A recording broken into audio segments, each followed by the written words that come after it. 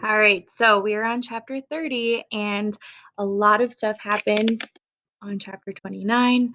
Um, the officer came down and found them in the tunnel, so I'm really nervous to hear what happens in chapter 30. It felt like hours before any of us spoke. Mueller took his time investigating the tunnel, running his hands along the sides and poking at the ceiling to check how solid it was above us. A part of me hoped the ceiling would collapse directly above him, but of course that meant we would be trapped too, and the death strip would cave in on all of us. Not much of a solution. You've gone a long way, Mueller said. Farther than I expected. You knew we were tunneling? Fritz asked. How? I knew there was a reason your sister didn't want me getting close to this building, but I didn't really become suspicious until I looked inside the basement yesterday. I saw the pulley in the bucket and asked myself why so much fresh dirt might be in a building that's supposed to be closed up. I could have kicked myself, or preferably kicked him. I knew he'd gotten close to the windows, but never thought he'd seen so much. In hindsight, that was plain stupidity on my part. Just childish optimism in the face of reality. Mueller ordered us out of the tunnel but told us not to climb the ladder up to the surface. Fritz dropped the shovel handle, then walked first with his hands held high, and I followed. Mueller went last, keeping the gun strained on us. If he shot, I hoped he would get me first. Maybe that was selfish, but I didn't want to go through watching it happen to Fritz, knowing I was next. Once we were in the shelter, Mueller ordered us to sit on the small bench. He stood beside the ladder, and here, under a little more light, I saw the gun all too well. No trial is required before I shoot you, he said.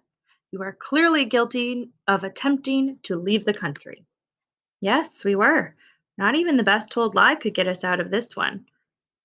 Was first alerted to you by a woman who lives in your building. Frau Eberhardt, do you know her? I knew her and suddenly loathed her, just as much as I did Officer Mueller. Maybe that was unfair. The Stasi would give her much needed rewards in exchange for information, and after all, she was on the right side of the law, not us. But still, she had betrayed us, and nothing was so low as that. Frau Eberhard says she first noticed your odd behavior in the week before school got out. Is that how long you've been tunneling? Yes, sir. There was no point in denying that. And how long until you expected to cross into the West?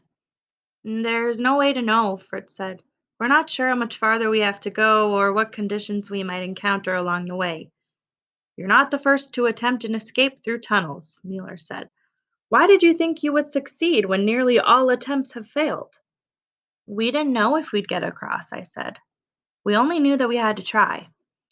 Ah, but now with two shots in my gun, you will be nothing but failed escapees. Your bodies will be buried in shame, your mother will be arrested and likely jailed, and your names will be published in every newspaper and throughout all history as traitors and cowards. Well, we're neither, sir. Fritz held his head up, clearly determined that if Mueller was going to shoot us, it wouldn't be with us acting ashamed for what we had done. Our country is Germany, one country that should be reunited.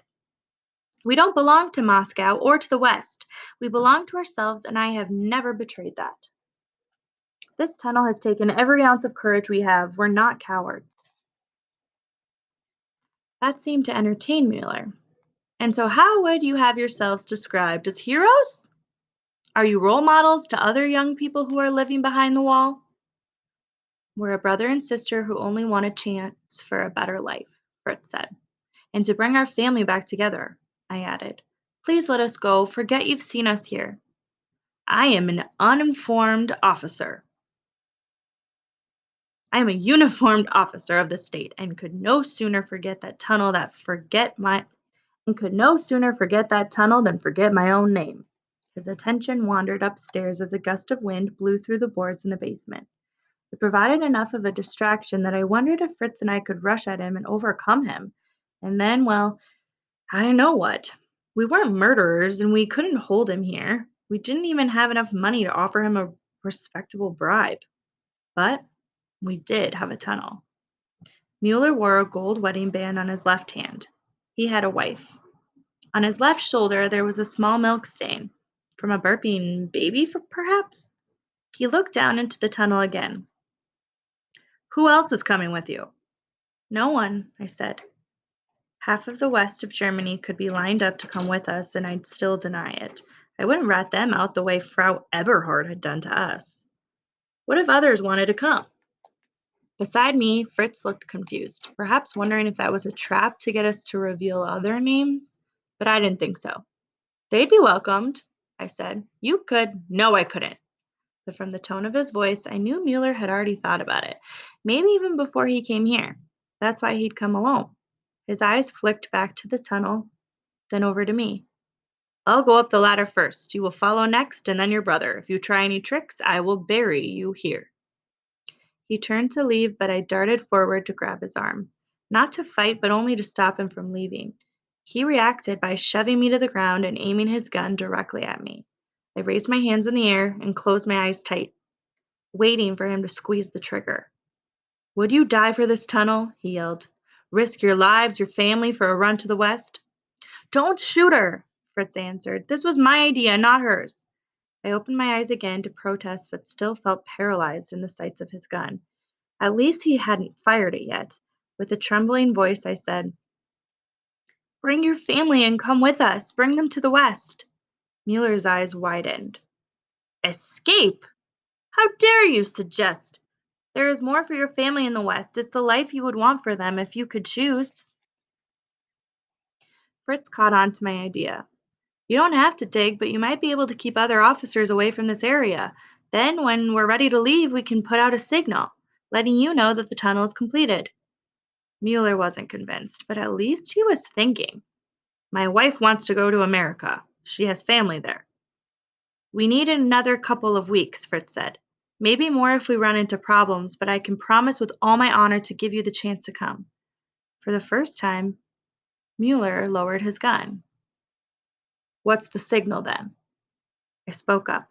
We'll leave a shovel in the dirt outside, a sign that we no longer need it. A long silence followed. Mueller spent most of it staring into the tunnel, and I wondered if he was picturing himself and his family running to freedom. I'd done that myself plenty of times. Finally, he said, I will write in my report that I investigated and saw nothing suspicious, but I may return tomorrow to arrest you. I tried to catch Fritz's eyes to see what we should do. Mueller's terms were terrible. At best, he would do nothing to help, and at worst, he would get us killed. What other choice did we have, though? We had nothing else to bargain with. Fritz reached out a hand to shake Mueller's. Irritating me even more, he thanked Mueller.